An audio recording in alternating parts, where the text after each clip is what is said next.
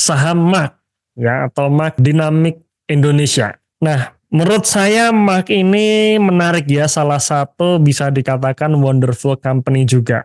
Ya, wonderful company kenapa? Karena perusahaan ini punya bisnis yang unik ya, tidak banyak pesaing dan ini merupakan market leader bahkan secara global. MAK ini menjadi market leader. Ya, jadi salah satu wonderful company menurut saya. Nah, MAK ini produk utamanya adalah cetakan sarung tangan. Jadi bukan sarung tangan ya, tapi cetakannya. Cetakan untuk sarung tangan nitril, yang dimana sarung tangan nitril ini adalah ya ini sarung tangan nitril ini sarung tangan untuk keperluan medis ya. Jadi kalau teman-teman misalkan sering lihat di TV ada dokter yang pakai sarung tangan yang biru panjang itu, nah kira-kira seperti itu. Ya kira-kira seperti itu sarung tangannya ya. Cuman untuk membuat sarung tangan itu perlu cetakannya. Nah, MAK ini yang membuat cetakannya ya. Jadi sekali lagi bukan sarung tangan tapi cetakannya. Kemudian dari waste ya atau dari sampah-sampah cetakan sarung tangan ini dipakai untuk produksi saniter ya. Saniter. Jadi ini dari residu bahan baku cetakan sarung tangan ya. Nah, jadi istilahnya perusahaan ini mencanangkan untuk zero waste ya pada akhirnya nanti. Oke. Oke, ini pergerakan harga saham dalam 4 tahun terakhir.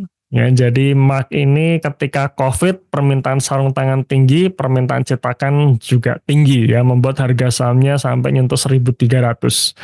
Tahun 2022 kinerjanya menurun, diikuti juga dengan harga sahamnya sampai dengan tahun 2023 kinerjanya masih turun. Ya, jadi kita bahas harganya di 600 dan setelah kita bahas ya harganya turun ke 400 ya nggak apa-apa gitu ya. Nggak apa-apa karena jangka pendek memang kita nggak tahu nih. Dan sampai akhirnya harga sahamnya rebound ke 900, kemudian koreksi ke 700. 700 ini materi saya capture hari Rabu ya. Karena setelah rilis ya kebetulan itu kemarin tuh materi sudah saya bikin loh. Ya sudah kami bikin, udah kita bikin gitu. Ternyata Kamis rilis kinerja dan bagus gitu ya. Akhirnya harga sahamnya naik ke 800 gitu. Ya sebelum kalau nggak salah hari ini turun lagi karena sentimen negatif ya. Jadi ini menarik. Dari tahun kemarin dia turun, kuartal 1 keluar terkonfirmasi growth. Tapi harga sahamnya turun kenapa ya tadi ya. Growth company yang sedang terkena sentimen negatif. Ya sudah turun, nah ini menarik ya beli gitu ya. Jadi 800 beli, itu menurut saya oke. Nah sekarang kita bahas gimana sih prospek dari MAK ini ya. Ini tadi mengenai produknya. Ya ini competitive advance-nya nanti teman-teman bisa baca lagi. Dan ini saya ambilkan di public expose ya. Jadi ini juga salah satu masukan dari teman-teman ya, terima kasih. Jadi nanti akan kita bikinkan video mentahannya. Gimana sih analisa itu, apa saja yang perlu di-download, apa saja yang perlu dibaca, apa saja yang perlu diperhatikan dalam laporan keuangan supaya puzzle-puzzle ini bisa menyatu kan gitu kan ya. Nah itu nanti akan kita bikinkan video. Sambil saya jelaskan ya data-data ini kami ambil dari mana. Nah kalau yang ini kita ambil dari public expose ya. Jadi public expose atau keterbukaan informasi. Nah jadi teman-teman kalau searching di idx.co.id, pilih keterbukaan informasi, pilih materi public expose. Di sini ada, ya dijelaskan. Nah, di sini teman-teman bisa lihat MAK ini berdiri tahun 2002. Ya, jadi sudah 20 tahun lebih. Ya, jadi bisa dikatakan ya perusahaan sustainable ya. Sudah 20 tahun lebih berdiri, jadi sudah teruji. Sudah melewati berbagai krisis ekonomi, kan ibaratnya seperti itu. Ya. Oke, kemudian ini kapasitas produksinya, jadi ini public expose terbaru ya, terbaru di mana total produksi untuk pembuatan cetakan sarung tangan ini mencapai 2 juta per bulan. Ya, jadi kapasitas produksinya termasuk tinggi, 2 juta per bulan dan kemarin mencapai peaknya ya atau puncak-puncaknya itu tahun 2021 saat pandemi. Ya, itu mencapai peak di mana permintaan lebih tinggi daripada kapasitas. Ya, kemudian tahun 2022 ya permintaannya menurun. Ya, permintaan menurun, kapasitasnya tetap tinggi di angka 2 juta per bulan. Ya, ini yang membuat akhirnya kinerjanya turun. Ya, nah nanti kita akan bahas mengenai prospeknya ya. Kemudian ini tadi mengenai sanitarinya ya. Kita lanjut saja biar nggak terlalu lama. Dan di sini ya yang titik salah satu yang terpenting bahwa Mark ini mayoritas produknya itu diekspor ya. Nah, jadi ini relate dengan sentimen negatif saat ini yaitu pelemahan rupiah. Jadi kalau rupiahnya melemah, dolar naik, perusahaan ekspor diuntungkan.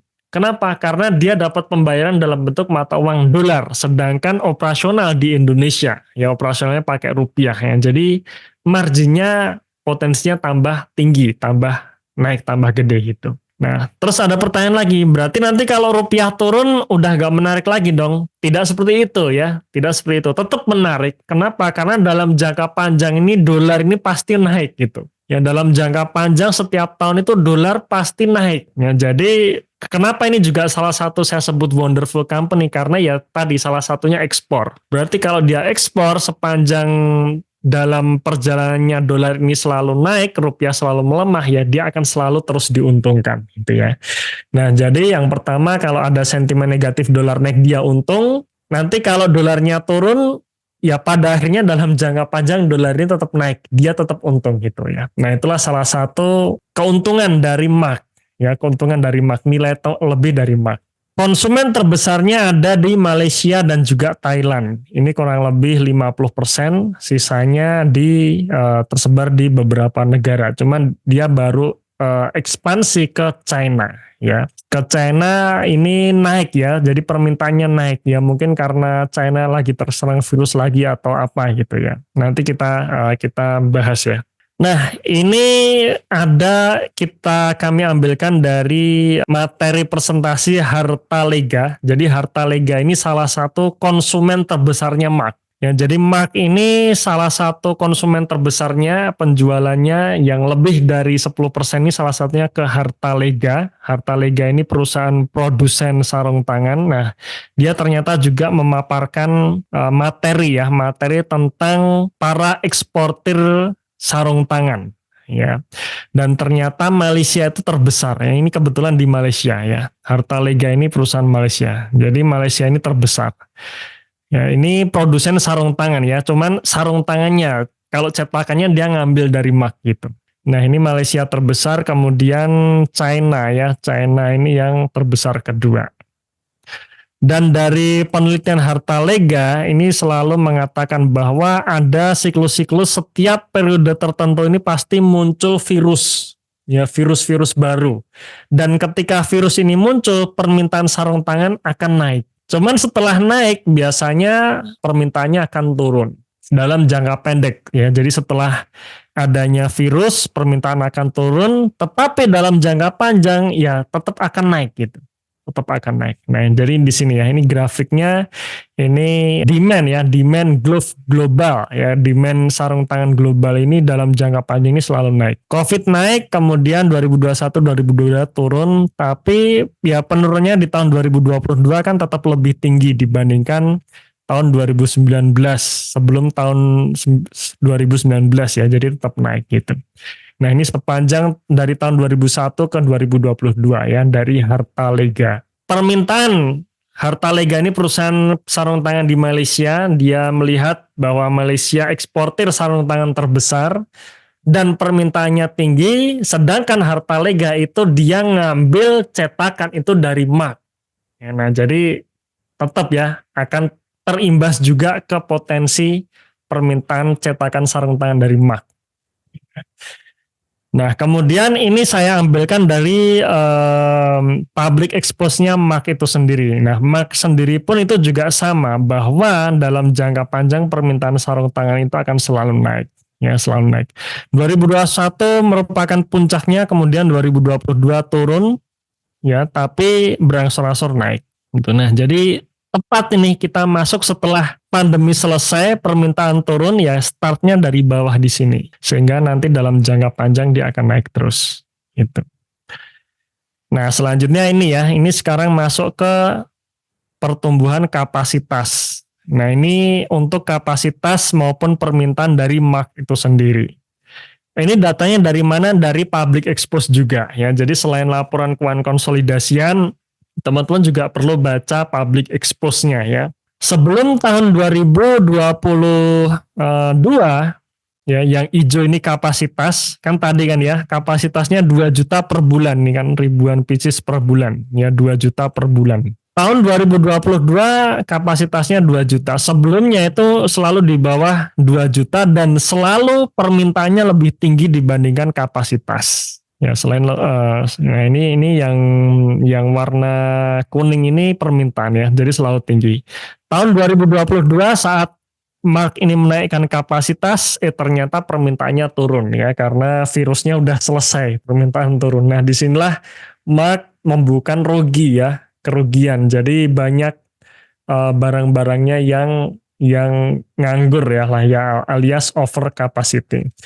Nah, cuman di sini Mark sampai tahun 2026 dia tetap akan mempertahankan kapasitasnya sebesar 2 juta per bulan, jadi tidak akan menambah kapasitas produksi sampai permintaannya kembali stabil. Nah, di sini.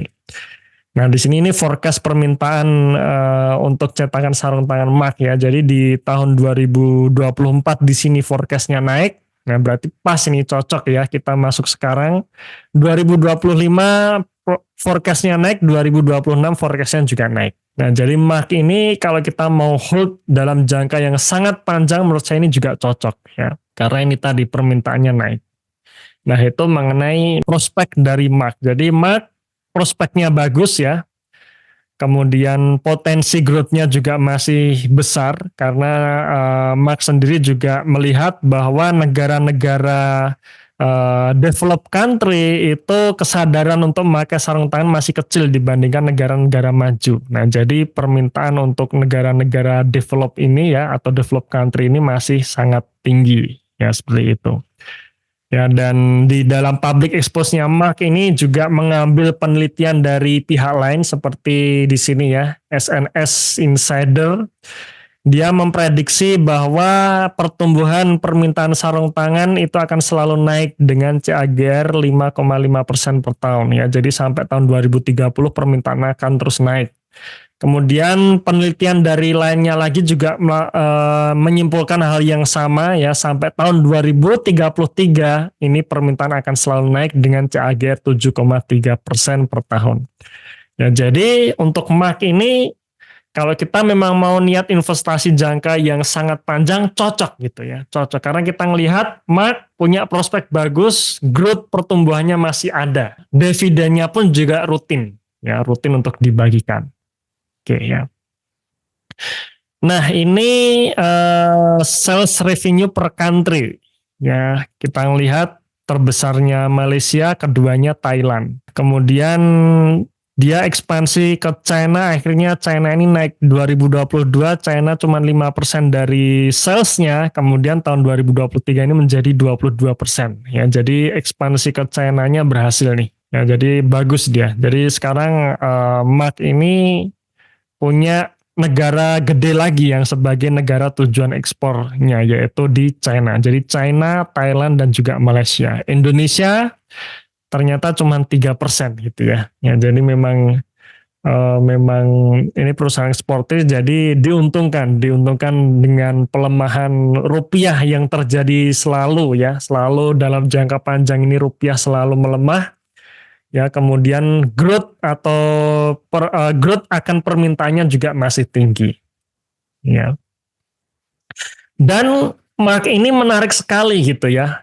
Kalau biasanya kita menarik sekali dalam hal forecast kinerja ya atau proyeksi kinerja, karena Mark sendiri dalam public expose-nya itu juga melakukan forecasting juga untuk kinerjanya sendiri ya. Jadi kita sebagai analis ya, analis nggak perlu repot-repot. Kira-kira Mark akan naik berapa persen ya tahun 2024, itu ternyata kita nggak perlu repot-repot seperti itu sudah dijawab oleh Mark ya.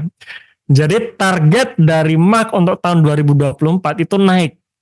Kinerjanya naik dari 559 miliar menjadi 792 miliar untuk salesnya. Ya, jadi ini sudah ditargetkan sendiri oleh Mark ya, alias tinggal kita pantau saja ya setiap triwulan saat Mark merilis laporan keuangan apakah sesuai dengan proyeksi atau tidak. Ya, dengan target gross marginnya naik, net profit marginnya juga naik. Ya udah ini tinggal kita ngikut aja gitu kan. Manajemen sudah menyampaikan forecast atau proyeksi kinerja tahun 2024 seperti ini, ya kita tinggal ngikut aja gitu kan ya.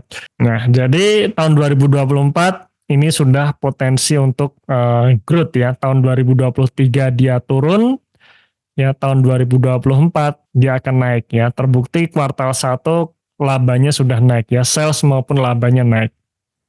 Ya. Oke, ini mengenai kompetitor ya, ini nomor 1 market leader ya, dan kita langsung masuk saja ke laporan keuangannya. Ya, jadi Mark secara prospek bagus ya, permintaan sarung tangan ini akan berimbas ke permintaan cetakan sarung tangannya Mark.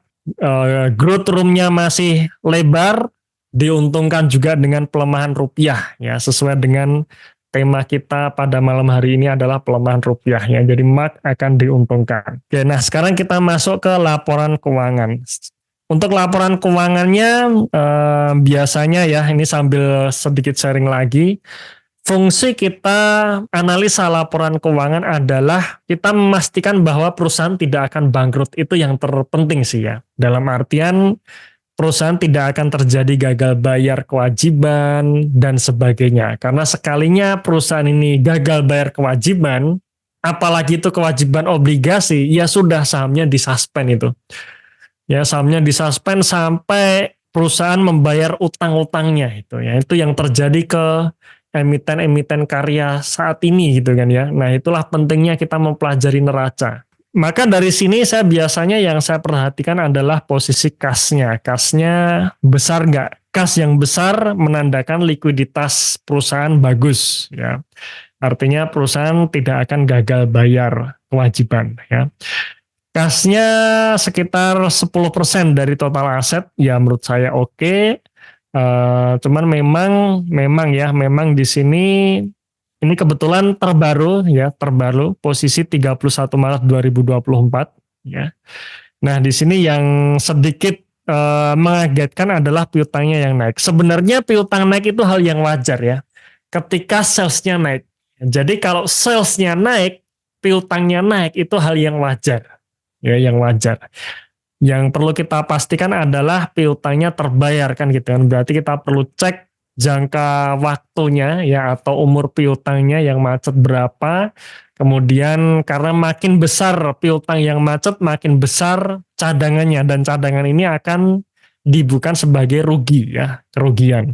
Nah, kebetulan piutangnya Mark ini naik. Tahun 2022 itu masih 88 miliar, tahun 2023 saat salesnya turun, piutangnya malah naik. Nah, ini tahun 2023 yang sedikit perlu kita perhatikan ya, dan di posisi bulan Maretnya ini makin naik lagi. Nah, cuman makin naik di posisi kuartal 1 ini diimbangi dengan kenaikan sales ya. Jadi di kuartal 1 ini menurut saya masih aman ya, masih aman. Nah, di sini yang perlu kita perhatikan adalah piutang macetnya gitu ya. Nah, piutang macet. Kalau piutang besar tapi terbesarnya adalah di pos belum jatuh tempo, itu masih sangat aman gitu ya. Nah, ini kan kita lihat nih. Ini piutang posisi Desember 2023 ya. Dari sekitar 183 miliar, itu 73 miliarnya belum jatuh tempo. Ya, jadi aman.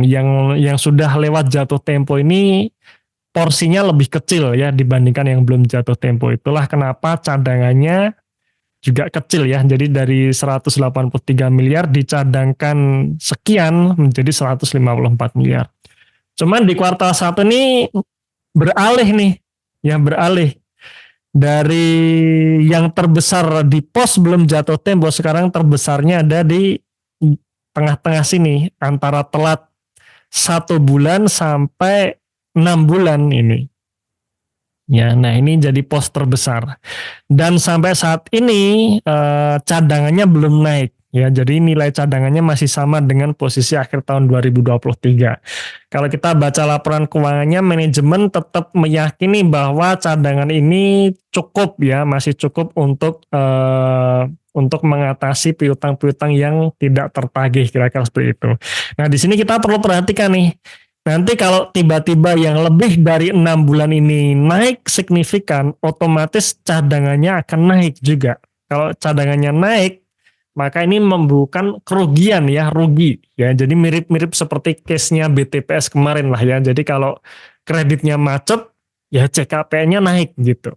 Nah, sama dengan di sini. Kalau piutangnya yang macet gede, ya CKP-nya naik ya, cadangannya naik dan itu membuat rugi. Cuman untuk saat ini bisa dikatakan aman. Ya, amannya kenapa? Nanti kita bahas lainnya ya. Bahas kita cocokkan dengan laporan arus kas dan sebagainya ya.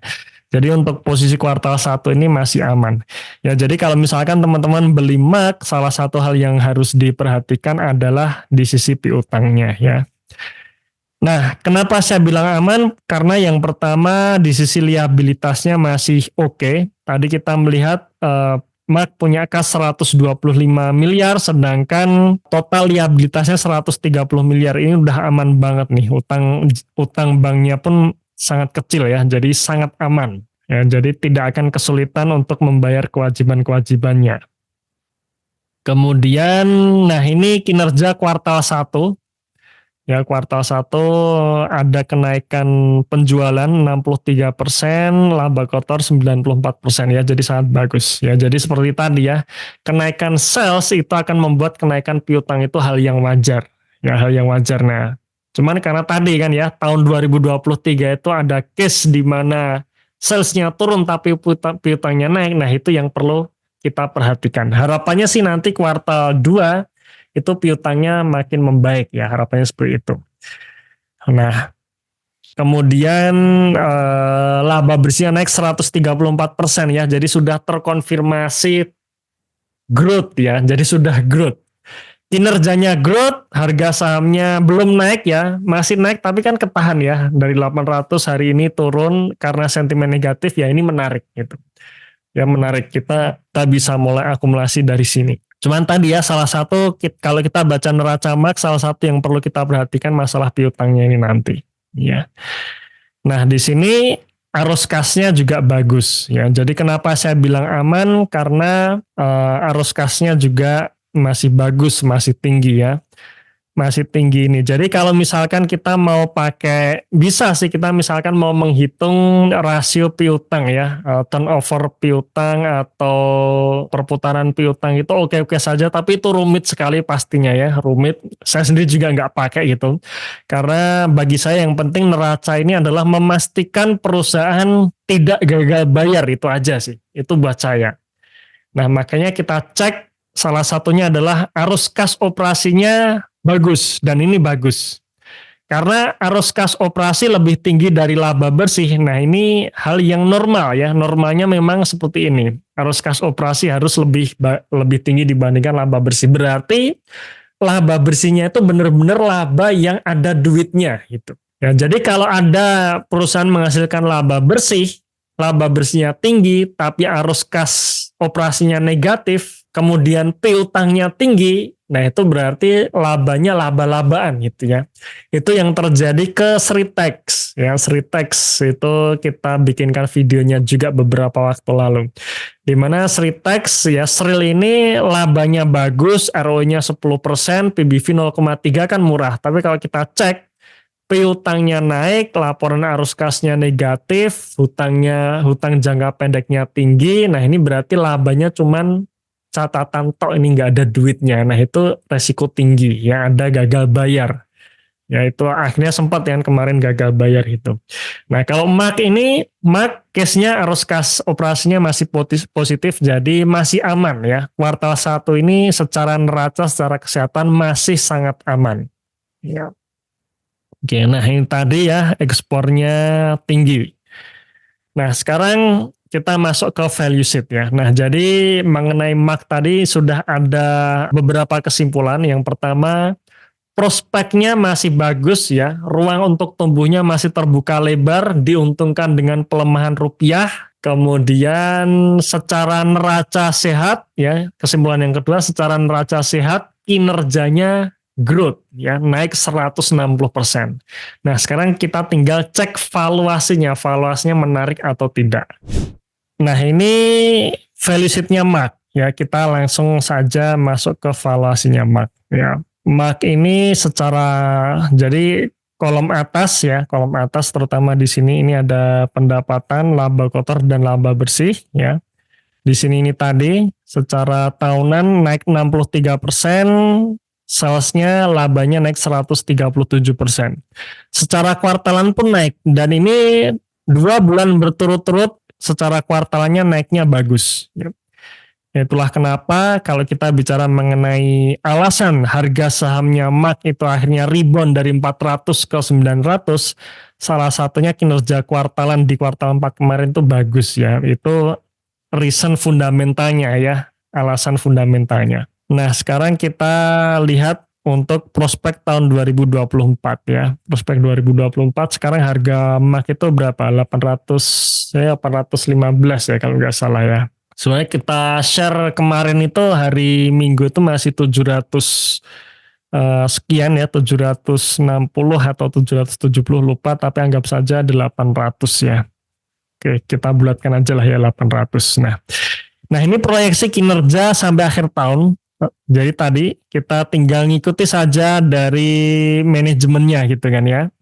Manajemennya di mana salesnya 700 miliar, labanya gross profit marginnya sekitar 33% net profit marginnya ya. Nah, pas nih. Jadi kalau kita proyeksikan sampai akhir tahun kemungkinan besar labanya bisa naik 60%. Ya, nah sekarang kita cek nih, harga 800 itu valuasinya berapa gitu ya. Nah, dalam kita ngelihat valuasi bisa di sini. Kalau saya lebih senang di sini atau bisa lewat chartnya ya. Ini ada ROE, ya ada PE ratio. Nah ini masuk ke sheet histori kinerja dulu, kita lihat histori kinerjanya. Bagus kan ya, pendapatannya kan naik tahun 2021, habis itu turun. Diikuti dengan laba bersihnya ya. Jadi ini konsisten nih, laba bersihnya mengikuti pendapatannya, ini konsisten. Harga sahamnya juga menunjukkan hal yang sama kan ya, naik puncaknya tahun 2021, kemudian 2022, 2023 turun. Proyeksinya 2024 ini harusnya naik lagi ya. Ini kolomnya kurang 1 ya.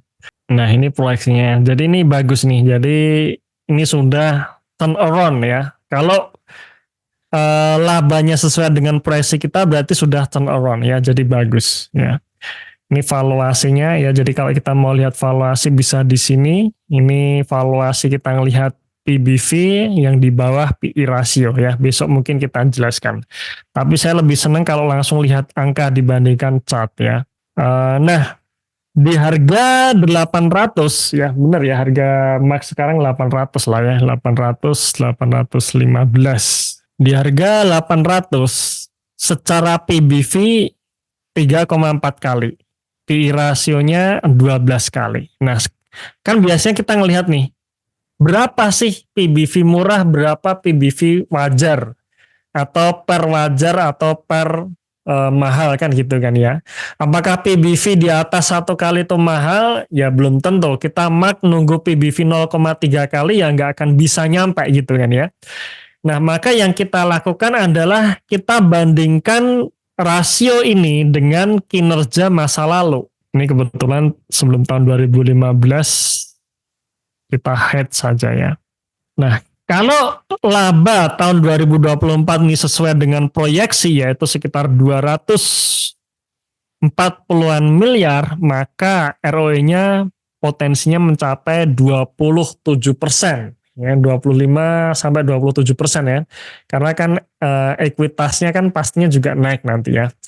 Nah, 27% ini berapa ya? Kita lihat di historinya. Terutama kalau menurut saya histori ya sebelum pandemi ini kan ya.